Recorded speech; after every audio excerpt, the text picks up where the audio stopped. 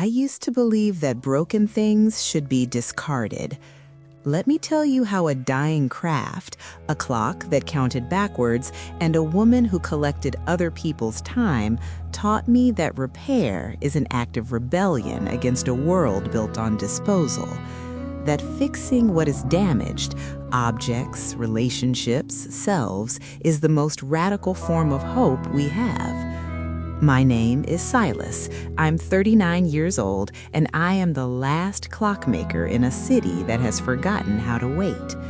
For 15 years, I ran a shop that nobody needed.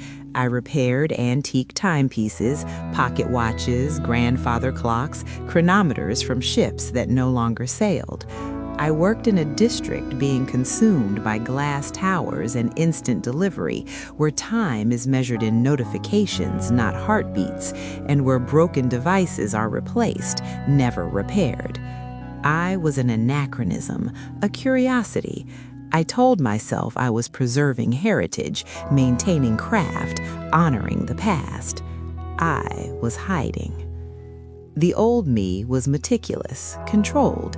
I arranged my tools in geometric precision. I ate the same lunch at the same time each day.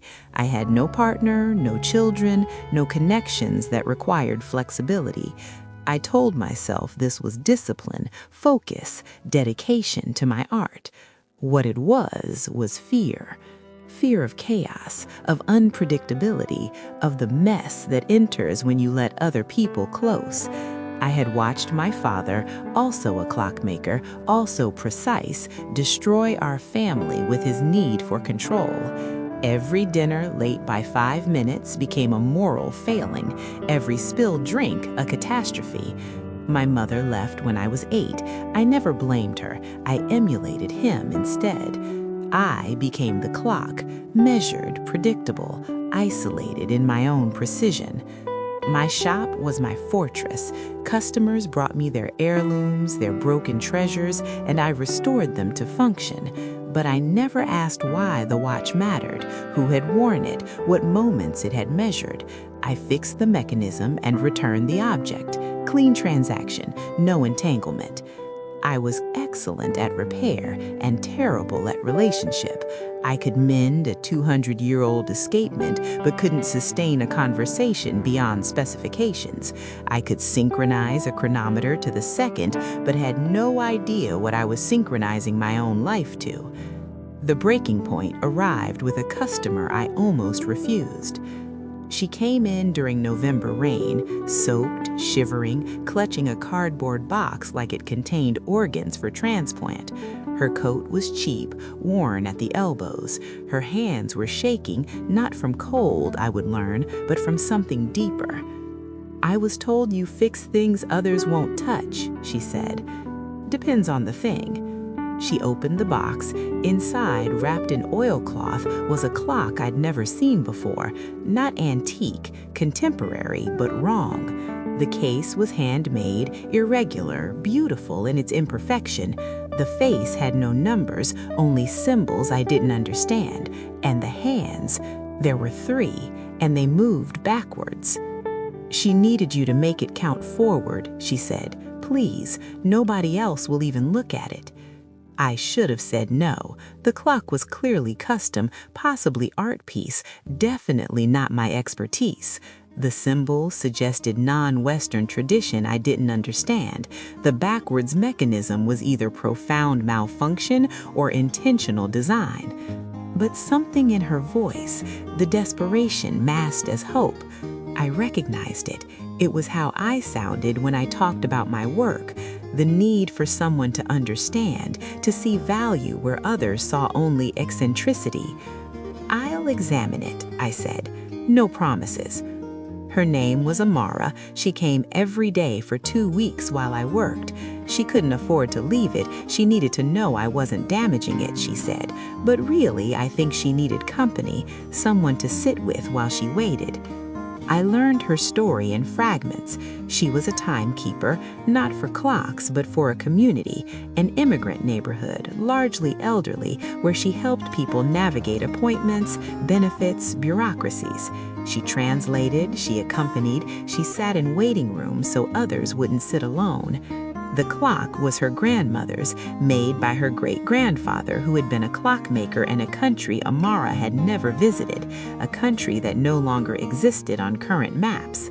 The backwards motion wasn't error, it was tradition. In her culture, clocks counted down to significant moments, births, weddings, reunions, measuring anticipation rather than accumulation. "It counts the time until we see each other again," Amara explained. "My grandmother started it when she left home, 40 years counting backwards to a return that never came. When she died, it stopped. I wound it and it ran backwards again, but I don't know what it's counting toward. I need it to count forward. I need to stop waiting for something that won't happen and start moving towards something that might."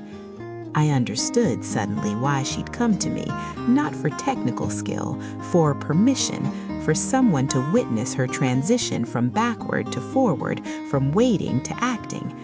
But I couldn't give her what she asked. The clock resisted my tools. The mechanism was sound, elegant actually, brilliantly designed, but every attempt to reverse the gear train failed.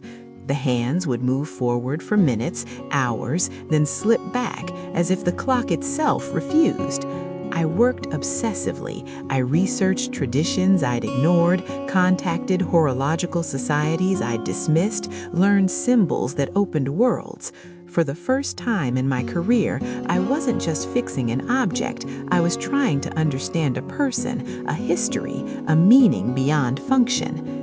Amara watched me struggle. She brought tea. She told me more about her grandmother's stories of home, about her own displacement, born in one country, raised in another, belonging fully to neither, about her work with the elderly, how she collected their time, their stories, their waiting, their hope, because she couldn't bear to let it disappear.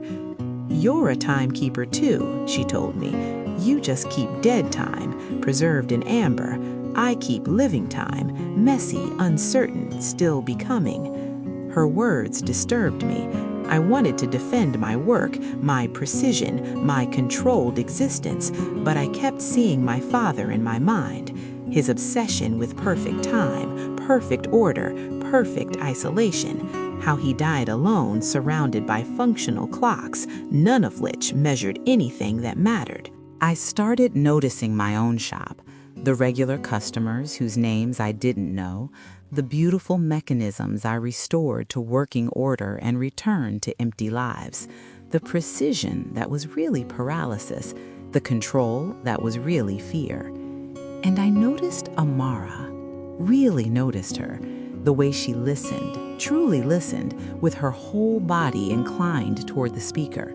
The way she found beauty in my shop's chaos, pointing out details I'd stopped seeing. The way she waited with patience I'd never cultivated, never needed.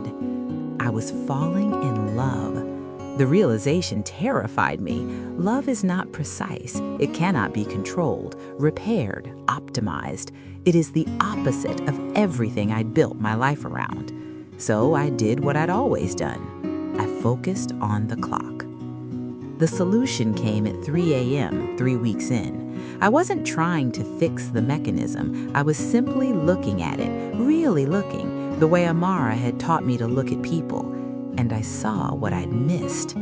The clock wasn't broken. It was incomplete. My great-grandfather designed it for waiting, Amara had said, but she'd been wrong. He designed it for reunion. The backwards counting was only half the mechanism. There was a second gear train, dormant, waiting to be engaged. When the awaited moment arrived, when the separation ended, the clock would shift.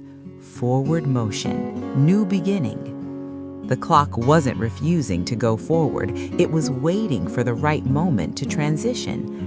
I had been trying to force change without understanding what the change meant. I had been trying to repair without listening to what wanted to be expressed. I called Amara at 3:15 a.m. She came. I showed her what I'd found, the hidden mechanism, the potential for forward motion, the condition that would activate it. "What moment?" she asked. "What would trigger the shift?" I looked at her, at the rain still falling outside, at my shop, my life, my carefully controlled isolation that was really just slow suffocation. "Choice," I said. "The mechanism shifts when someone chooses to stop waiting and start moving. When the reunion becomes possible, not because time has passed, but because someone has decided to cross the distance." I was talking about the clock. I was talking about myself. "Amara, I don't know how to do this. I don't know how to be in relationship. I'm precise and controlling and terrified. But I'm choosing to try with you. Forward motion." She was silent for a long moment. The clock ticked backwards between us, counting down to something new. "You've been fixing clocks your whole life," she said finally. "When will you learn that people aren't mechanisms? We don't need repair, we need presence. We don't need precision, we need patience. You're not broken, Silas. You're just wound too tight. Let yourself unwind. Let yourself be messy. That's not failure, that's living." She didn't kiss me. That would come later, with time, with trust. She simply took my hand, the hand that could calibrate a hairspring to micron precision, now learning to hold another human being. And she said, "Show me how the forward motion works, not the clock, you." That was 2 years ago. The clock still ticks in my shop, still backwards, still waiting. Amara decided not to force the transition. She said her grandmother's waiting was part of her story, not something to erase. The clock reminds her of where she came from. It reminds me of what I learned. I am different now, not transformed. I'm still precise, still organized, still slightly obsessive about my tools. But I'm also present. I ask customers about their watches, their grandparents, their memories. I have dinner with Amara's community where I translate time differently now, between generations, between cultures, between the mechanical and the meaningful. I teach now, not just clockmaking, but repair philosophy. I have apprentices, 3 of them, young people who came believing they wanted to preserve craft, learning that what we preserve is relationship, connection across time, the refusal to discard what can be mended. Amara and I are building something. I don't know what to call it yet. Partnership, perhaps? Collaboration? Love, certainly, though that word still feels too small for what we share. She teaches me to hold chaos. I teach her to appreciate precision. Together, we are learning that repair is not about returning to original condition. It's about integrating damage into strength, about making the break visible and beautiful. I fixed my relationship with my mother, found her, finally, after decades. She was not the villain my father painted. She was a woman who chose survival over suffocation, who tried to take me with her, who was prevented. We are learning each other slowly. The damage is visible. The repair is ongoing. My father, I cannot fix. He died before I learned these lessons, but I keep his best pocket watch, overwound, damaged by his own obsession, and I'm repairing it differently than he would have wanted, not to perfect function, but to working beauty. The damage remains, incorporated, honored. The lesson, if you need it. We live in a disposal culture. Broken things are replaced, damaged relationships are abandoned, flawed selves are hidden, performed over, disguised.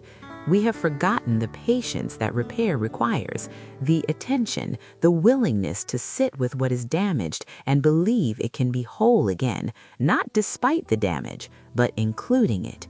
You are not broken beyond fixing. Your relationships are not failed beyond reconciliation. Your damage is not shameful. It is your history, your texture, your unique mechanism. Learn to listen to what wants to be expressed, not just what you want to fix. Learn that presence is more valuable than precision. Learn that moving forward doesn't require erasing where you've been. Find your Amara, or be her. the one who sits with waiting, the one who believes in transition, the one who knows that the most important time we keep is the time we give to each other. I'm Silas. I repair clocks. I'm learning to repair myself. And I'm finally counting forward.